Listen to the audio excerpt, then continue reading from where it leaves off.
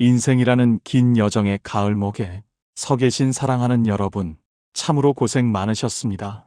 지난 세월을 돌이켜보면 우리는 참으로 숨가쁘게 달려왔습니다. 젊은 날에 우리는 거친 폭풍우를 뚫고 험준한 산을 넘느라 내 발밑에 이름 모를 들꽃 한 송이가 피어 있는지, 내 곁에 나무가 어떤 빛깔로 물들어가는지 돌아볼 여유조차 없었습니다. 그저 내 자식들의 입에 따뜻한 밥 한 숟가락 들어가는 것이 지상 최고의 과제였고, 남들에게 뒤처지지 않으려는 절박함과 가족을 지켜야 한다는 책임감이 우리 삶의 전부이자 목적이었습니다.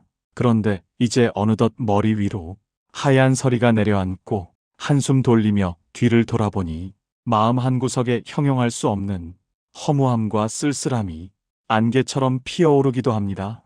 나는 대체 무엇을 위해 이토록 치열하게 살았나? 남은 것은 고단한 몸과 텅 빈 마음뿐인가 하는 생각에 잠 못 이루는 밤도 많으셨을 겁니다. 몸은 예전 같지 않아 마음만큼 따라주지 않고 평생을 다 바쳤던 자식들은 제 갈 길을 찾아 떠나버린 뒤의 적막함은 우리를 더욱 깊은 고독 속으로 몰아넣기도 합니다. 부처님께서는 일찍이 우리에게 말씀하셨습니다. 마음은 모든 일의 근본이며 마음이 모든 것을 만든다. 우리가 겪는 괴로움의 실체는 사실 외부의 상황에 있는 것이 아닙니다. 세상이 시끄러운 것이 아니라 내 마음속의 파도가 거친 것이며, 세상이 나를 버린 것이 아니라 내가 나를 붙잡고 놓아주지 못해 스스로를 괴롭히고 있는 것입니다.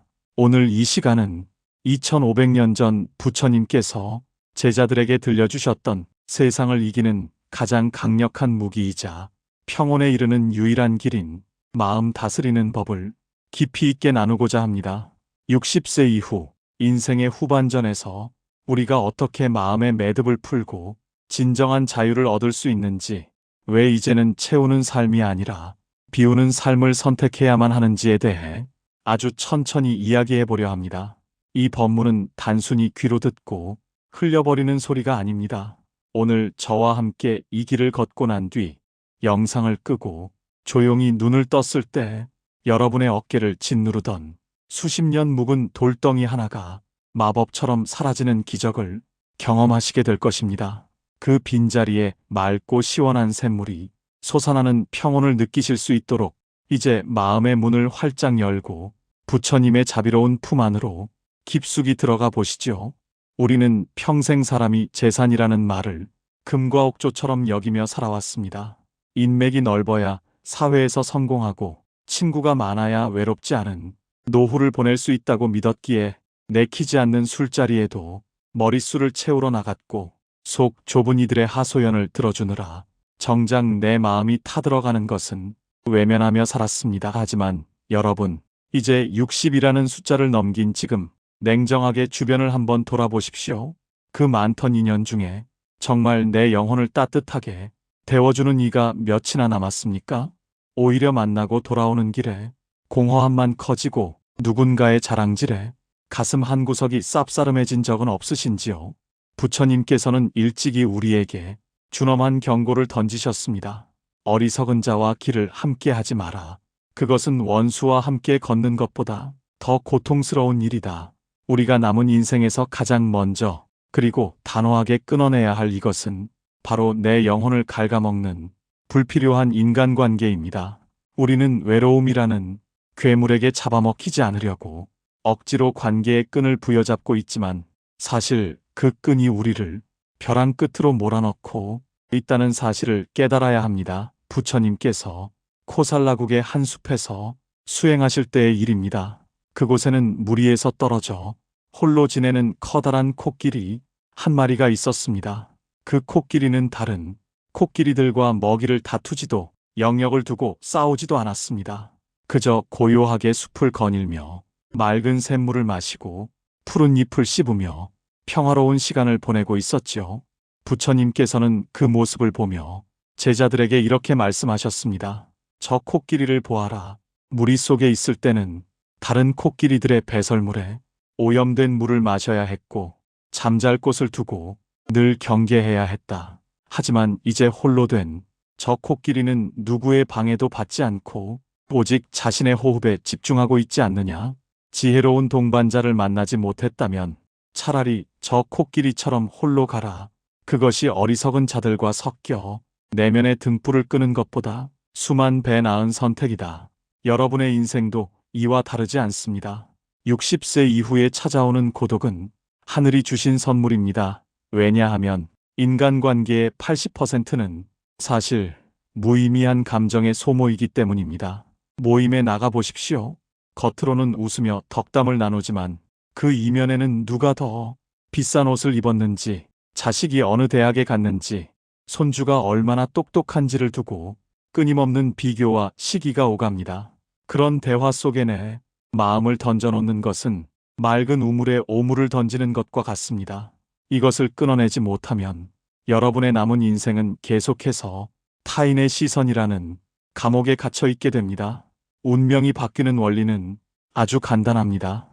에너지는 한정되어 있고 그 에너지가 어디로 흐르느냐에 따라 삶의 질이 결정됩니다. 밖으로 향하던 시선을 안으로 돌리십시오. 불필요한 약속을 잡지 않고 전화기 속의 이름들을 정리하고 홀로 있는 시간을 늘려갈 때 여러분의 내면에는 정적이 찾아옵니다. 그리고 그 정적 속에서 비로소 진짜 나의 목소리가 들리기 시작합니다. 내가 무엇을 먹을 때 행복한지, 어떤 길을 걸을 때 가슴이 뛰는지, 내가 정말 소중히 여겨야 할 가치가 무엇인지를 깨닫게 되는 순간 여러분의 주파수는 맑아지고 운명의 물줄기가 바뀌기 시작합니다. 혼자 산행을 하고 혼자 밥을 먹는 행위는 처량한 것이 아닙니다. 그것은 나 자신을 가장 급진하게 대접하는 성스러운 의식입니다. 남의 속도에 맞추느라 가쁜 숨을 몰아쉬지 않아도 되고 남의 입맛에 맞추느라 내 혀를 속이지 않아도 됩니다. 부처님께서는 말씀하셨습니다. 자신을 등불로 삼고 자신을 의지처로 삼으라. 타인을 의지처로 삼지 마라. 타인이라는 지팡이는 언제든 부러질 수 있고 그 지팡이의 의지에 걷는 사람은 지팡이가 사라지는 순간 넘어지고 맙니다. 하지만 홀로 서는 법을 배운 사람은 폭풍우가 몰아쳐도 흔들리지 않습니다. 이제 이것을 끊어내십시오. 나를 필요할 때만 찾는 사람, 만나면 남의 험담만 늘어놓는 사람, 나의 성공을 진심으로 기뻐해주지 않는 사람들을 과감히 정리하십시오. 인연의 숲을 가지치기 해야 비로소 햇살이 땅바닥까지 내려앉고 새로운 생명이 돋아나는 법입니다. 텅 빈 전화번호부를 두려워하지 마십시오. 그 비어있는 공간이야말로 우주의 복이 담길 그릇입니다. 혼자일 때 여러분은 비로소 완전해집니다. 누구의 그림자도 아닌 오직 당신만의 빛으로 빛나는 존엄한 존재가 되는 것입니다. 남은 인생, 국어라는 인연으로 연명하지 마십시오. 당당하게 홀로 서서 고독의 품격을 누리십시오. 그때 비로소 당신의 얼굴에는 평온이 깃들고 당신의 발걸음에는 힘이 실리며 막혔던 운의 통로가 시원하게 뚫릴 것입니다. 이것이 바로 부처님이 우리에게 전해주신 혼자일 때 운명이 바뀌는 비법이자 가장 위대한 승리의 길입니다. 살다 보면 가슴속에 지워지지 않는 깊은 흉터 하나쯤은 누구나 품고 살기 마련입니다. 특히 예순을 넘긴 세월을 지나오며 우리 마음의 창고에는 얼마나 많은 억울함과 분노가 켜켜이 쌓여 있겠습니까? 믿었던 사람에게 당한 배신, 평생 헌신했건만 돌아오는 건 차가운 무관심뿐인 가족, 혹은 내 정당한 권리를 짓밟았던 세상의 불공정함까지 눈을 감으면 그때 그 장면이 어제 일처럼 생생하게 떠올라 자다가도 벌떡 일어나 가슴을 치게 되는 날들이 분명 있으셨을 겁니다. 하지만 사랑하는 여러분, 오늘 부처님의 말씀을 빌려 단호하게 전하고자 합니다. 그 화를 품고 사는 것은 남에게 던지기 위해 뜨겁게 달궈진 숯덩이를 내 손바닥 위에 올려놓고 있는 것과 같습니다. 상대가 그 화상을 입기도 전에 정작 시커멓게 타들어가고 진물이 나는 곳은 바로 당신의 손바닥이고 당신의 심장입니다. 부처님께서 기원정사에 계실 때의 일입니다. 한 사내가 부처님을 찾아와 대뜸 욕설을 퍼붓기 시작했습니다. 그는 부처님이 많은 사람의 존경을 받는 것이 셈이나 견딜 수 없었던 것이죠. 한참 동안 온갖 입에 담지 못할 비난을 쏟아낸 사내에게 부처님께서는 화를 내기는커녕 고요한 미소를 띠며 물으셨습니다. 사내여, 만약 어떤 사람이 다른 사람에게 선물을 주려고 하는데 그 사람이 선물을 받지 않는다면 그 선물은 누구의 것이 되겠느냐? 사내가 씩씩거리며 대답했습니다. 그야 당연히 준비한 사람의 것이 되겠지요. 그러자 부처님께서 말씀하셨습니다. 방금 그대가 나에게 준 욕설과 비난을 나는 받지 않겠노라. 그러니 그 모든 것은 고스란히 그대의 것이 되었구나. 이 가르침 속에 우리가 화를 다스려야 할 모든 이유가 담겨 있습니다. 누군가 나를 비난하고 모욕할 때 우리가 같이 화를 내고 맞대응하는 것은 상대가 던진 오물을 내 손으로 받아 내 몸에 바르는 것과 같습니다. 상대방은 독화살을 쏘았지만 그 독화살을 내 가슴에 깊숙이 꽂고 독이 온몸에 퍼지게 방치하는 것은 바로 나 자신입니다. 억울하지 않습니까? 나를 괴롭힌 그 사람은 지금쯤 발 뻗고 편안히 자고 있을 텐데 왜 나만 소중한 밤을 분노로 지새우며 내 혈관을 태우고 내 수명을 깎아먹어야 합니까? 부처님께서는 분노를 독약이라 정의하셨습니다. 우리는 흔히 내가 화를 내면 상대가 겁을 먹거나 타격을 입을 거라 착격하지만 사실 화는 내가 마시고 상대가 죽기를 바라는 어리석은 행위일 뿐입니다. 특히 60세 이후의 신체는 마음의 파동에 민감하게 반응합니다. 한 번의 격한 분노는 수천 개의 세포를 죽이고 기혈의 흐름을 막아 결국 병으로 이어집니다.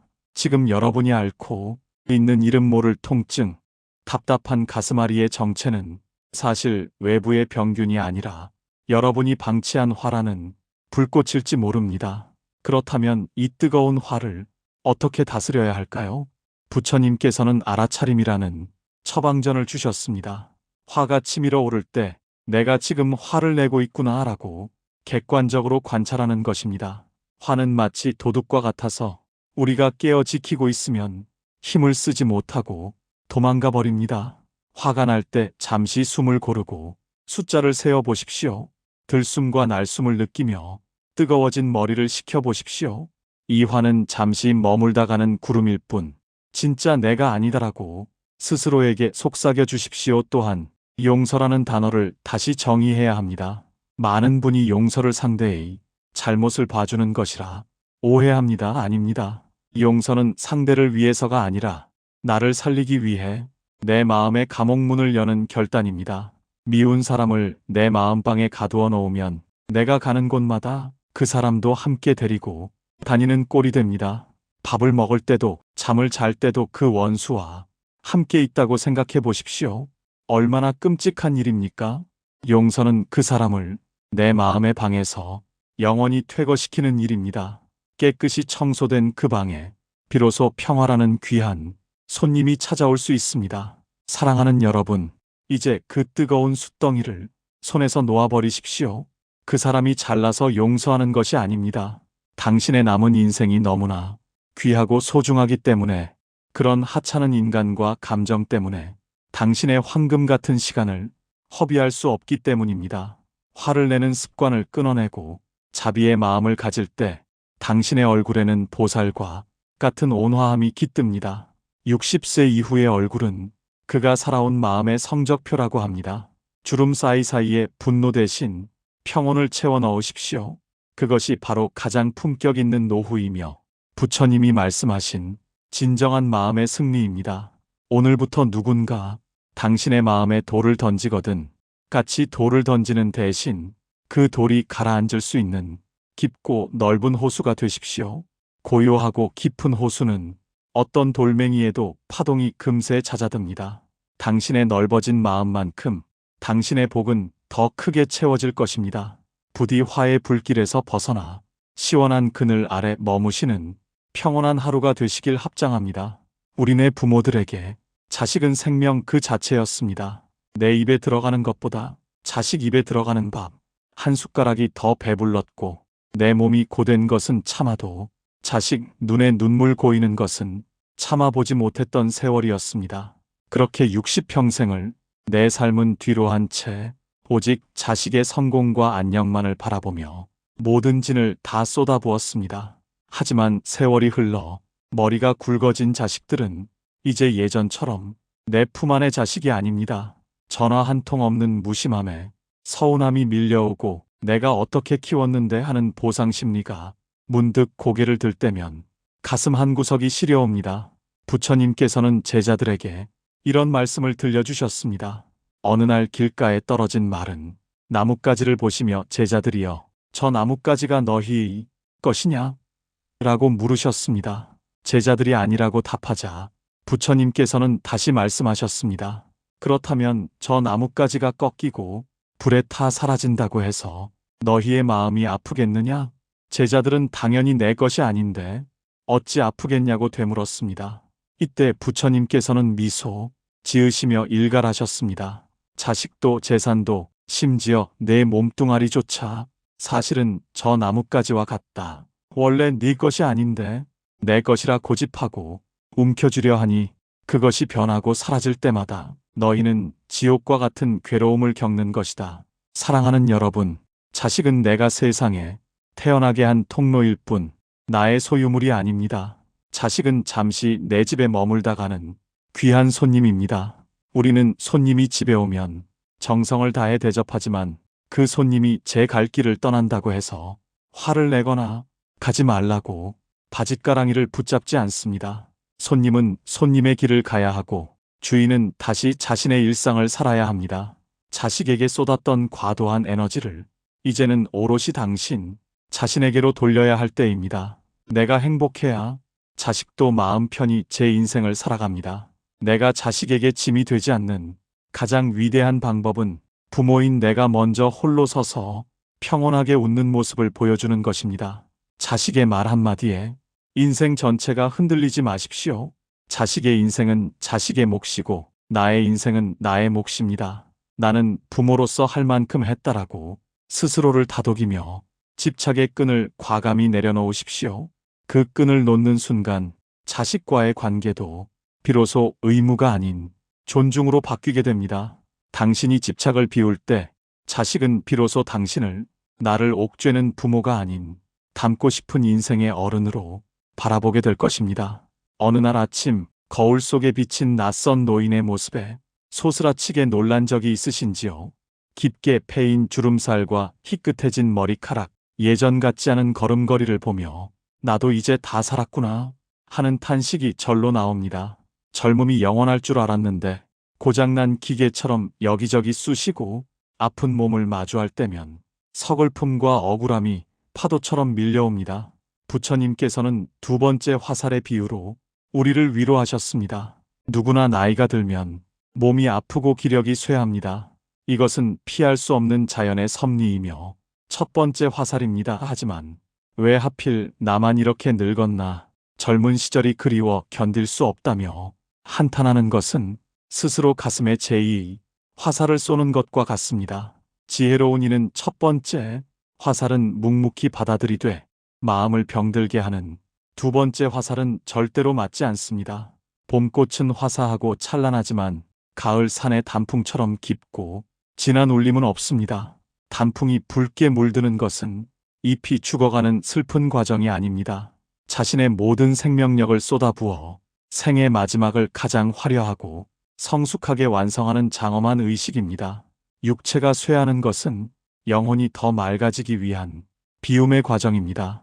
눈이 침침해지는 것은 이제 밖의 화려함 대신 내면의 진실을 보라는 뜻이며, 귀가 먹먹해지는 것은 세상의 시끄러운 시비 대신 내면의 평화로운 소리에 집중하라는 우주의 신호입니다. 약해진 몸을 원망하지 말고 60년 넘는 세월 동안 고비마다 나를 지탱해준 고마운 동반자로 귀하게 대접하십시오. 당신의 주름살은 비겁하게 피하지 않고 정면으로 세월을 이겨낸 숭고한 훈장입니다. 늙어가는 것이 아니라 지혜의 향기가 짙게 배어나오는 익어가는 삶을 선택하십시오. 몸의 작은 통증조차 내가 아직 살아있다는 존재의 신호로 감사하게 받아들일 때 비로소 노년의 진정한 품격과 평화가 당신의 영혼을 감싸 안을 것입니다. 우리는 평생 무언가를 소유하기 위해, 더 높이 올라가기 위해 손에 쥔 것을 놓지 못하고 살아왔습니다. 남보다 조금 더 큰 집, 조금 더 비싼 차, 통장의 숫자가 늘어나는 것에서 행복을 찾으려 애썼습니다. 하지만 인생의 해가 뉘엿뉘엿 저무는 시점에 서서 보니 그 어떤 것도 저 세상 길에 가져갈 수 없음을 절감하게 됩니다. 빈손으로 왔다가 빈손으로 가는 것이 인생의 불변하는 진리이거늘 우리는 무엇을 위해 그토록 무거운 짐을 지고 헐떡이며 살아왔을까요? 부처님께서는 양손 가득 커다란 돌덩이를 들고 땀을 흘리며 걷는 부자에게 말씀하셨습니다. 너무 무거워 고통스럽다면 그저 손을 펴서 내려놓아라. 부자가 돌을 떨어뜨리자마자 그의 팔은 즉시 가벼워졌고 마음에는 시원한 바람이 불었습니다. 부처님께서는 내 마음의 괴로움도 이와 같다. 내가 꽉 움켜쥐고 있는 집착과 욕심을 내려놓기만 하면 즉시 평온해지거늘 왜 무겁다고 울고만 있느냐라고 일깨워 주셨습니다. 인생 후반전의 행복은 얼마나 더 채우느냐가 아니라 얼마나 잘 비우느냐에 달려 있습니다. 죽을 때 가져갈 수도 없는 해묵은 원망들, 낡은 자존심, 타인에 대한 시기심을 이제는 마음의 쓰레기통에 과감히 버려야 합니다. 방 안에 잡동사니가 가득 차 있으면 새로운 가구와 맑은 공기가 들어올 틈이 없듯이 마음이 집착으로 가득 차 있으면 평온과 복이 들어올 자리가 없습니다. 하루에 하나씩 비워보십시오. 옷장을 정리하듯 내 고집을 정리하고 내 물건을 나누어 주듯 타인에 대한 기대를 내려놓으십시오. 비워진 그 빈 공간이야말로 우주의 거대한 축복과 평화가 채워지는 성소입니다. 인생의 종착역을 향해 가는 기차 안에서 짐이 많으면 여행 자체가 고통입니다. 짐을 줄일수록 창밖의 아름다운 풍경이 눈에 들어오고 옆 사람의 미소가 보이기 시작합니다.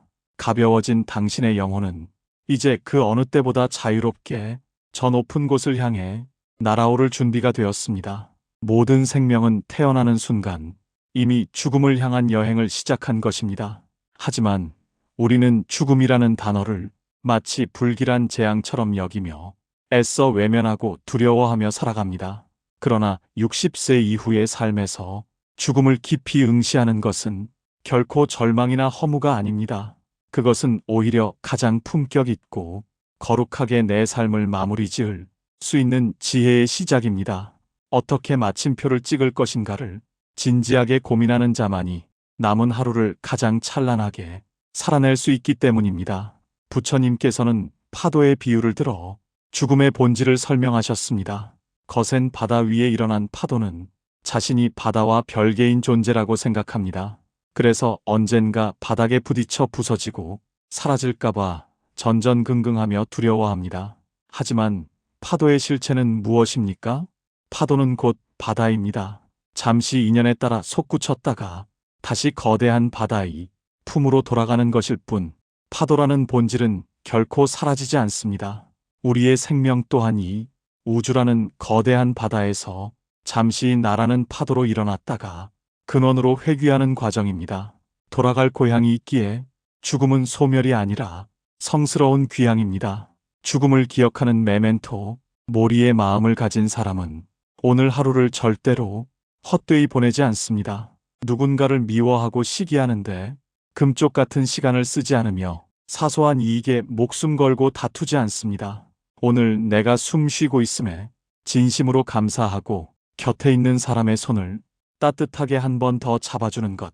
그것이 죽음을 준비하는 가장 위대한 수행이자 삶의 태도입니다. 죽음은 어두운 낭떠러지로 떨어지는 것이 아니라 낡고 해진 옷을 벗어던지고 눈부시게 새로운 옷으로 갈아입는 축제와 같습니다. 두려움을 내려놓고 고요한 미소를 지으며 인생의 마지막 페이지를 넘기십시오. 참으로 고단했지만 잘 살았다. 참으로 애썼다라고 스스로를 축복해 주십시오. 당신의 마음속에 한 점의 부끄러움도 미련도 남지 않았을 때 죽음조차 당신이 일궈낸 그 깊은 평화를 감히 깨뜨릴 수 없을 것입니다.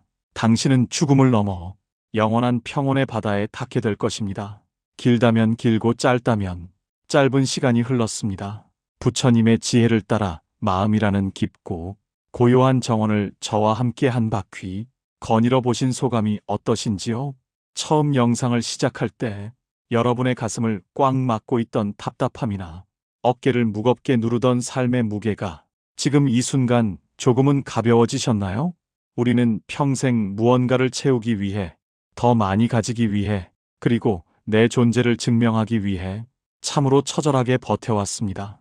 하지만 오늘 부처님의 말씀을 통해 깨달았듯이 우리가 그토록 소중하게 움켜쥐려 했던 것들은 사실 우리를 자유롭게 하기보다 오히려 더 무겁게 올가매는 쇠사슬이었습니다. 진짜 복은 남의 눈에 보이는 화려한 통장 잔고나 자식의 성공에 있는 것이 아니라 모든 집착을 내려놓고 활짝 펼친 나의 빈손에 있다는 사실을 우리는 이제야 비로소 온몸으로 깨닫게 됩니다. 인생 60세 이후의 삶은 하늘이 당신에게 주신 덤이자 오직 당신만을 위해 마련된 거룩한 축복의 시간입니다. 이제는 더 이상 누구의 남편으로, 누구의 아내로, 혹은 누구의 부모라는 이름 뒤에 숨어 당신의 존재를 희생하지 마십시오. 이제는 오직 당신 자신으로 당당하게 사십시오. 혼자 등산하며 산새 소리에 귀 기울이고 혼자 정성껏 차린 밥을 먹으며 그 맛을 온전히 음미하는 시간들, 그 고독 속에서 우주의 진리와 마주하는 것, 그것이야말로 부처님이 우리에게 전해주신 최고의 복이며 선물이자 인생의 품격입니다. 비워야 채워집니다. 하지만 역설적이게도 진정으로 다 비워냈을 때 우리는 온 우주를 다 가진 것보다 더 큰 평화를 얻게 됩니다. 오늘 나눈 이 법문이 당신의 남은 인생 여정에서 길을 잃지 않게 비춰주는 따뜻한 등불이 되길 간절히 기원합니다. 살아가다 마음이 다시 흔들리고 세상살이가 유난히 무겁게 느껴지는 날에는 주저하지 말고 이 영상을 다시 찾아오십시오. 그저 가만히 소리에 집중하며 반복해서 듣는 것만으로도 당신의 가슴 속 응어리진 업장은 눈 녹듯 사라지고 마음의 근육은 더욱 단단해질 것입니다. 여러분의 앞날에 부처님의 자비로운 가호가 늘 함께하여 날마다 평온하고 날마다 향기로우며 날마다 걸림없는 자유로운 삶이 되시길 두 손 모아 간절히 합장합니다.